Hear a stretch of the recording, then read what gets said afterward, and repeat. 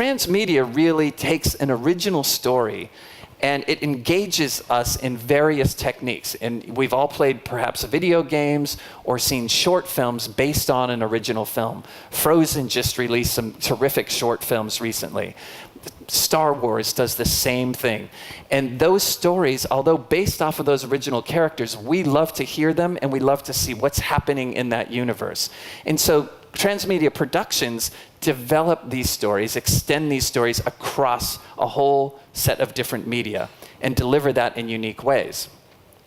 And it really, the story keeps existing in those ways. And it exists for us because if we're role-playing, if we're out there doing something that the character might do, we might share that online, we might share that on Facebook, and that starts to become part of our story, but it also becomes the story of that original story or that brand or that franchise. And so this is a great graph that I found. It's by conductor.com. You can look it up. And I wanted to share it with you because it shows the core of transmedia storytelling and how characters through an original story can come together at a convenient place. Maybe it's a movie theater, maybe it's online and you're streaming it. And then fans can connect to that.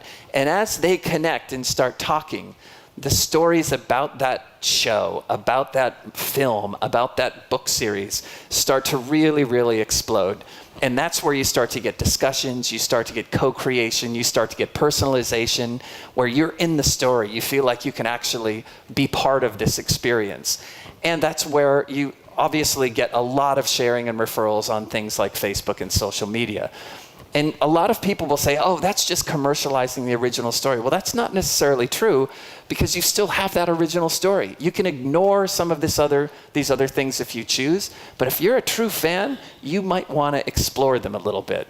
And I'm a true fan of a lot of the things that I've worked on and from those original stories. And so I like to look at these experiences as a part of that original story, but branching out.